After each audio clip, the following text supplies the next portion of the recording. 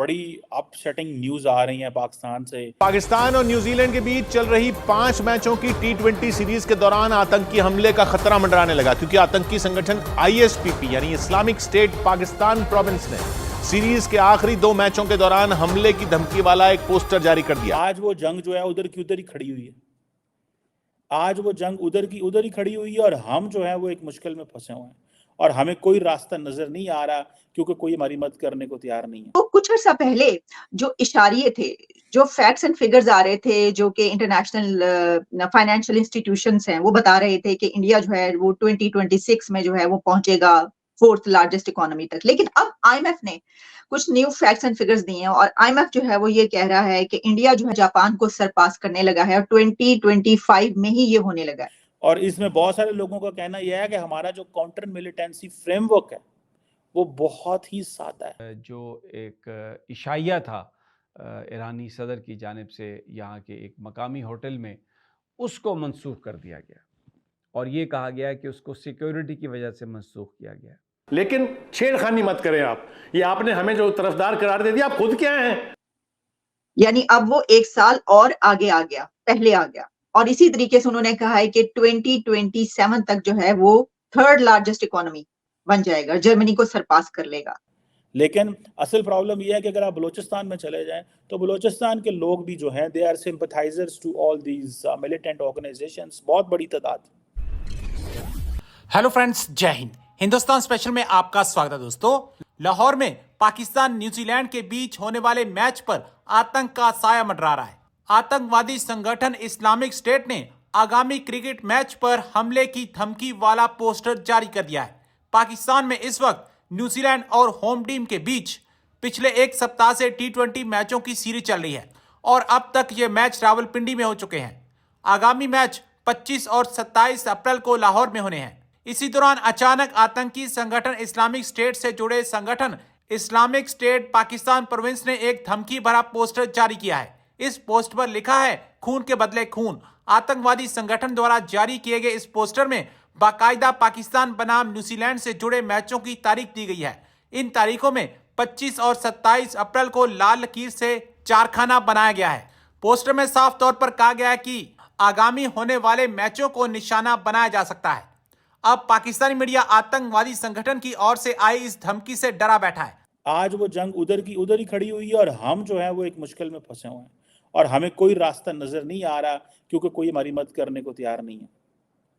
और इसमें बहुत सारे लोगों का कहना यह है कि हमारा जो काउंटर मिलिटेंसी फ्रेमवर्क है वो बहुत ही सादा है, आसान है।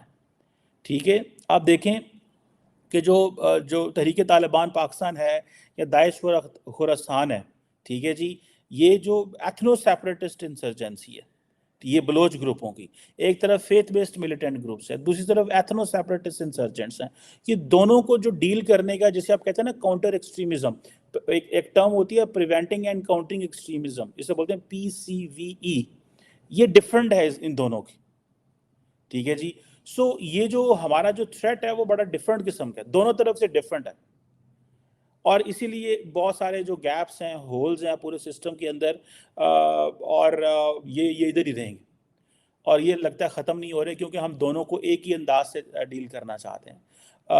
और दोनों थ्रेट्स को, ये जो एथनो सेपरेटिस्ट इंसर्जेंट्स हैं, फेथ बेस्ड मिलिटेंट्स हैं, दोनों को अगर आप एक तरीके से डील करने की कोशिश करेंगे, you won't be find, it will be counter productive and this has been counter productive so फार।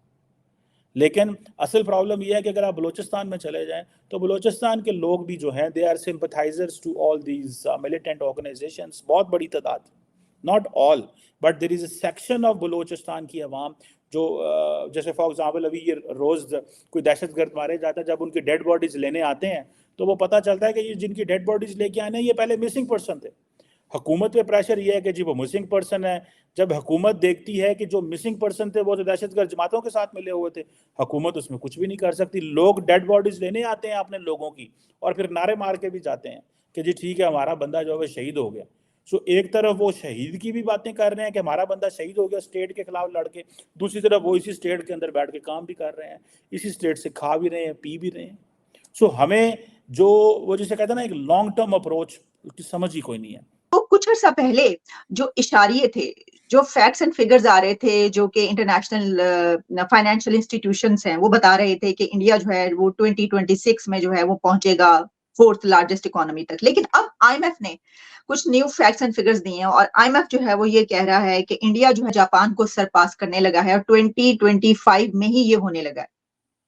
यानी अब वो एक साल और आगे आ गया, पहले आ गया। और इसी तरीके से उन्होंने कहा है कि 2027 तक जो है वो 3rd लार्जेस्ट इकोनॉमी बन जाएगा, जर्मनी को सरपास कर लेगा।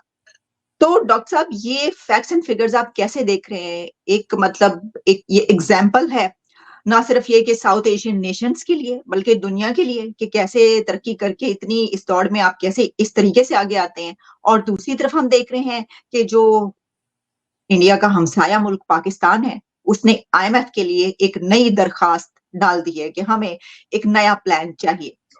तो डॉक्टर साहब ओवर टू यू, आप इसको कैसे एक्सप्लेन करना चाहेंगे? किसी भी सक्सेसफुल इकोनॉमी में 4 एलिमेंट्स होते हैं, ठीक है। उसको कहते हैं लैंड, लेबर, कैपिटल और एंटरप्रेन्योरशिप।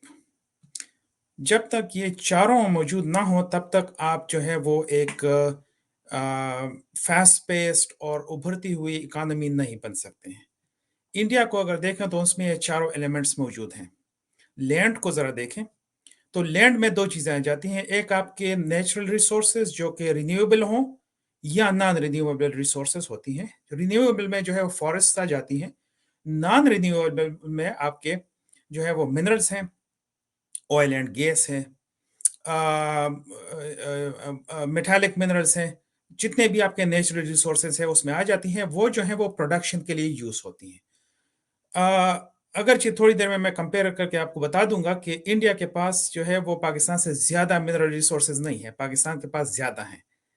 लेकिन और अगर आप जियोग्राफिकली कंपेयर करें दोनों ममालिक को तो इंडिया जो है वो 7th लार्जेस्ट कंट्री है जियोग्राफी के लिहाज से।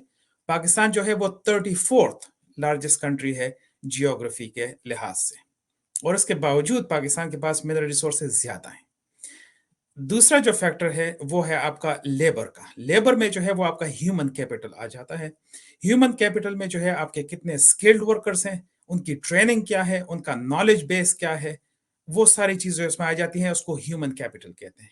थर्ड जो है वो आपका एक्चुअल कैपिटल है। Capital is not money, capital is different than money. अगर दोनों ममालिक को कंपेयर कर लें तो पाकिस्तान के लोगों के पास बहुत ज़्यादा पैसे हैं एक्चुअली। मतलब पाकिस्तान का जो स्टेट है वो मतलब अपने आप को गरीब जाहिर करता है, लेकिन लोगों के पास बहुत ज़्यादा पैसे हैं। लेकिन अगर उसके मुकाबले में आप इंडिया को देखें तो तकरीबन जो जीडीपी जो आपका जो वो है वो उसमें कोई ख़ास फ़र्क नहीं है, तकरीबन $2,000-1,500 पर ईयर हैं। तो इसमें कोई ज़्यादा फ़र्क नहीं है साउथ एशियन कंट्रीज़ में।